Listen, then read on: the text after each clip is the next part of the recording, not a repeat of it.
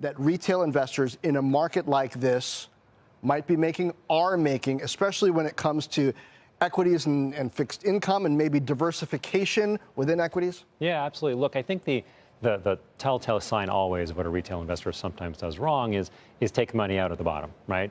Always stay invested, always stay diversified, exactly as you described it.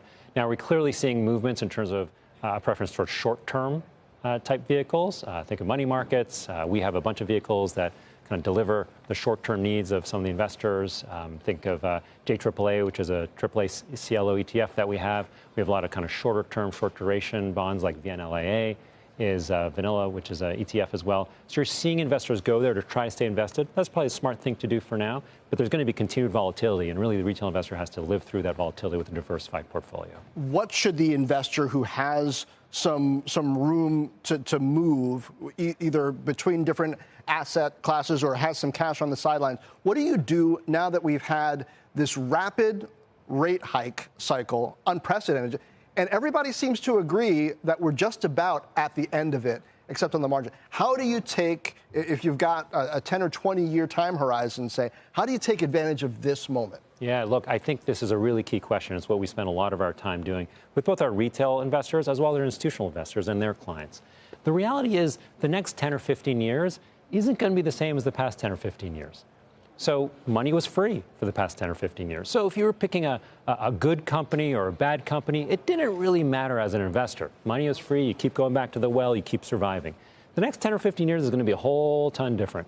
You're actually going to have to select between the good companies and the bad companies, the haves and have-nots, as we call it at Janus Henderson. And look, honestly, that's where I really think us and others who can do that well are going to thrive. We really know at Janus Henderson how to pick good and bad companies. Look at our track record in some of our areas like U.S. equities. I'll pull up our track record in U.S. equities in terms of picking who's a good company, who's a bad company, all day long against anybody else. Our fixed income platform, our hedge fund platform, where we can actually short the bad companies. That's going to make a whole lot of difference. Historically, you sit money away in passive and stay invested in that manner, you'd be okay. Not all tides will rise now. You actually have to differentiate much more. That's going to be the challenge over the next few years. You've been at the helm for just under a year. It's Janus Henderson itself is a little bit of a turnaround story right now. The fact that we're seeing inflows, it was outflows every quarter since 2017.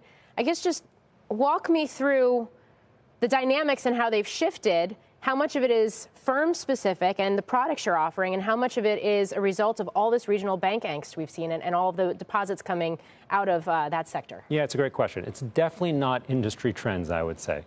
When there's this type of volatility and this type of concern, generally speaking, that's not how we benefit in the short term. Certainly in the long term, as I was saying a moment ago, a lot of it is because of the great work of the teams at Janus Henderson.